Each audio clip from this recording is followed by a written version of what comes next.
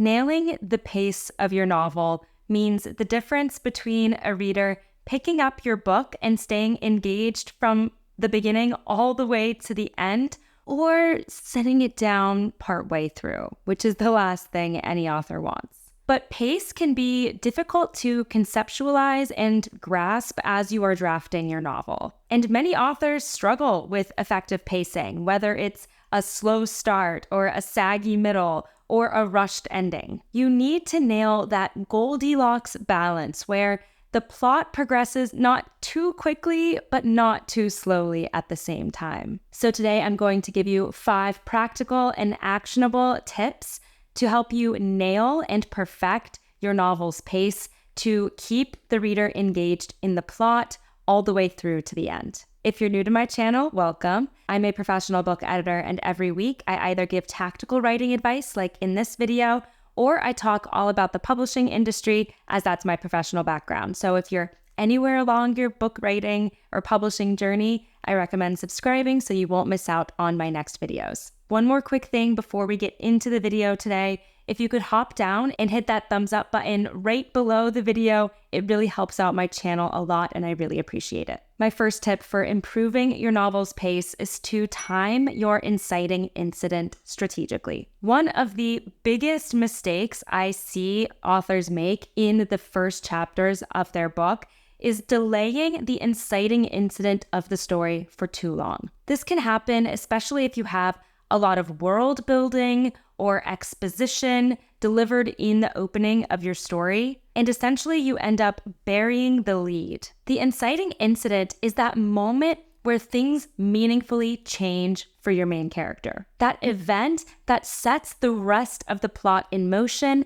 and kickstarts their transformative journey. If you haven't already thought about what your inciting incident is, start with that as step 1. Once you know what your inciting incident is, look where it currently occurs in your draft. There are a lot of differing opinions out there among the writing community on where you should deliver your inciting incident, but the general advice is to deliver it within the first 10 to 15% of your book. But some authors start the inciting incident in the very first chapter. It's really important to have the inciting incident occur pretty early in your story because that's the moment that's going to hook the reader into the plot. If they have no sense of where the plot is heading or what it's all building to, then it's less likely that they're going to be invested in continuing the book. My next tip for pacing your novel effectively is to identify slow scenes. If you have a scene that isn't meaningfully contributing to the overarching plot,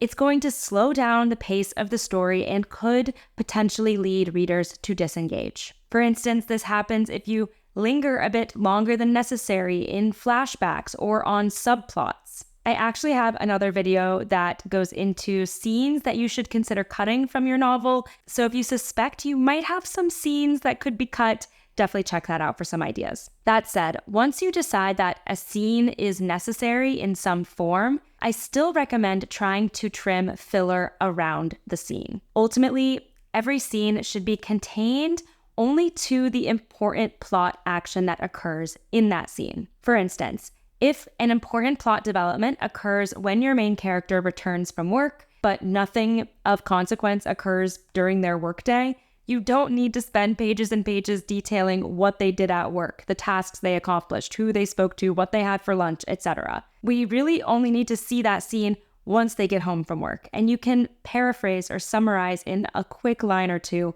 that they went to work earlier in that day. This is going to help you get straight to the important action of the scene and keep your plot feeling swift. Another great strategy if you're concerned about slow scenes in your novel is to reverse outline. This is when you create a summary outline of each and every scene in your story, and it's going to give you a quick overarching glance at everything that happens in your book and when it happens. You can then take a look at your reverse outline and ask yourself, are certain plot developments happening too close together? Or are they too far apart? Or do certain scenes feel like outliers? Do you have several scenes in a row where nothing is actually really happening with the characters? Then you can go back to the manuscript with all of that intel and see if you can quicken up the pace. My next tip for improving pace in your novel is to watch for what I call time jumps. When I'm editing a book, I'm always on the lookout for language that is a giveaway that the pace is lagging. And you can tell these areas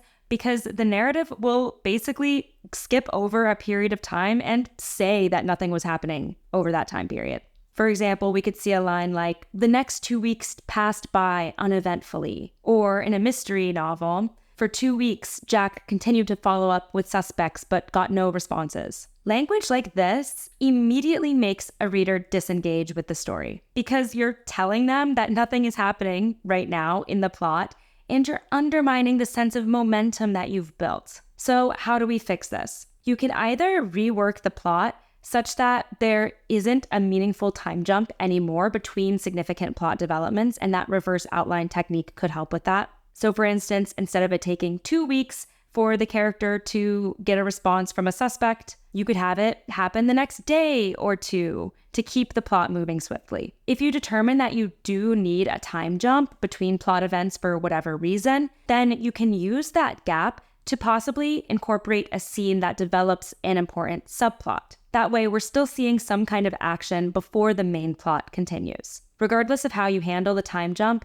once you're ready to get to that next plot development, don't spend too much time describing that period where nothing happened. Get the reader to that next critical point in the story. If you've been finding my tips helpful, there's so much more where that came from. I've been building out my website, chapter-break.com, with even more writing tips and resources. In my newsletter, I'm publishing exclusive interviews with literary agents and best-selling authors, and I'm doing deeper dives into specific editorial issues from my background as an editor. Just for signing up to the free newsletter, you'll get my story self-assessment worksheet, which is a quiz I designed to help you pinpoint the strengths and weaknesses in your own work, which I know can be so hard to see. You can check out my newsletter website and grab your free story self-assessment via the links in the description below. My next tip for effective pacing is to slow down in consequential moments. The narrative can end up feeling too rushed or too choppy if you speed through highly dramatic, emotionally intense scenes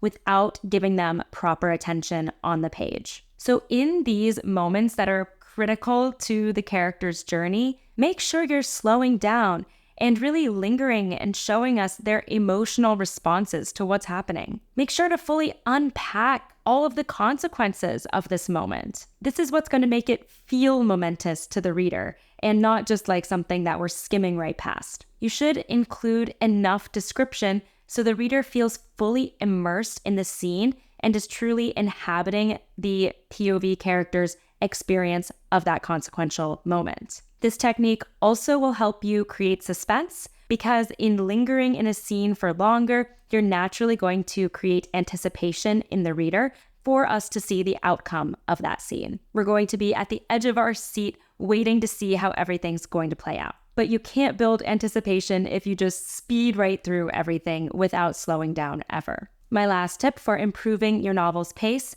is to craft a sufficient denouement. Look at the ending chapters of your book after the climax of the story. There should be some amount of narrative dedicated to wrapping up the story and providing a sense of finality and closure after the main plot has played out. This is called the denouement period. This section is very important to your book because the reader wants that time to figure out where the characters are going to go from here. And even if the questions that the narrative poses aren't all tied up in a bow, this section is still going to provide a sense of resolution. That said, you don't want this closing section of your story to be too long or too short, or you might spoil the reader's experience of the entire ending. Sometimes in this section, authors will slip into wanting to tell the reader how every single character's life played out in the decades to come. But we don't really need to hear so much detail in most cases